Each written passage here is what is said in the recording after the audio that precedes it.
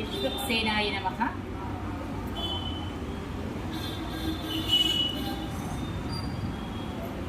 నిన్న మనము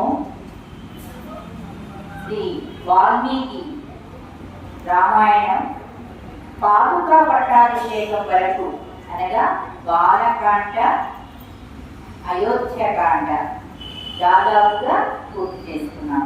ఈ రోజున మనం తరువాతి భాగంలోకి వెళదాము.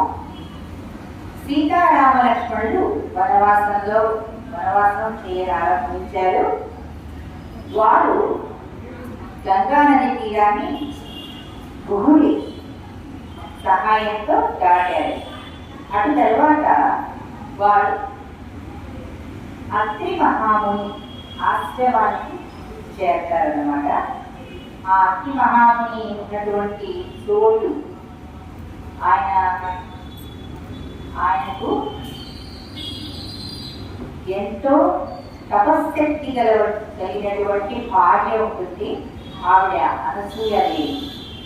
ఈ అత్రిముని అనసూయాదేవి ఉన్నటువంటి ఆ ఆశ్రమంలోకి సీతారామ లక్ష్మణులు ప్రవేశిస్తారు. అయితే అత్రి మహామునికి శ్రీరామచంద్రుని ఎవరో తెలుసు, శ్రీమన్నారాయణుడి స్వరూపంగా తెలుసు, వచ్చినది లక్ష్మీనారాయణుడే అని తెలుసు సాక్షాత్తు. అందుకని వాళ్ళకి అతిథి మర్యాదలు చేస్తూ భార్య అనసూయాదేవితో సహా వారిని సేవిస్తూ ఉంటారు. వయస్సులో పెద్దవారు అతి మహాముని, ఆవిడ అనసూయాదేవి పెద్ద ముత్తైదు అన్నమాట. మనం పెద్ద ముత్తైదుల గురించి ఎంతో మంగళప్రదంగా మాట్లాడుకుంటాం. ఏదైనా పేరెంటం జరిగినప్పుడు, ఎక్కడైనా పండగలకి పబ్బాలకి అందరం కలిసి పండగ చేసుకుంటున్నప్పుడు లేదా పూజ చేసుకుంటున్నప్పుడు పెద్ద ముత్తైదులు ఉంటే వాళ్ళని ప్రత్యేకంగా పూజిస్తాం. వాళ్ళ చేతుల మీదుగా ఏదైనా ఇస్తే తీసుకోవడానికి మనం ఉత్సాహం చూపిస్తాం. ఎందుకంటే పెద్ద ముత్తైదులకి అంతటి ప్రాశస్త్యం ఉందన్నమాట, ప్రాముఖ్యత ఉంది మన సనాతన ధర్మంలో. అలాగే ఇప్పుడు ఈ రామలక్ష్మణులు వెళ్ళినటువంటి ఆ చోటు అత్రి మహాముని ఆశ్రమం. ఆయన భార్య అనసూయాదేవి పరమ తపశక్తి కలిగినటువంటి పెద్ద ముత్తైదువ పుణ్యాత్మురాలన్నమాట. ఆవిని సేవించుకోవటం సీతారామలక్ష్మణుల అదృష్టం కూడా.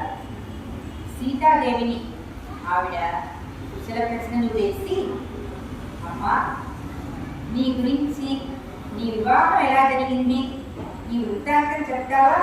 నిన్ను చూస్తే ముచ్చటేస్తోంది, నువ్వు చెప్తే వినాలనుందాం, చెప్తావా అమ్మా అని అడిగిందే తడవుగా సీతాదేవి తన తండ్రి జనక మహారాజని, ఆ తర్వాత శివధనుస్సు, అది శ్రీరామచంద్రుడు ఎక్కుపెట్టి తనను వరించిన ఆ వైనం, వారి వివాహ విషయాలన్నీ కూడా అనసూయాదేవికి ఆవిడ అడిగిందే తడవుగా సీతమ్మవారు చెప్పారన్నమాట.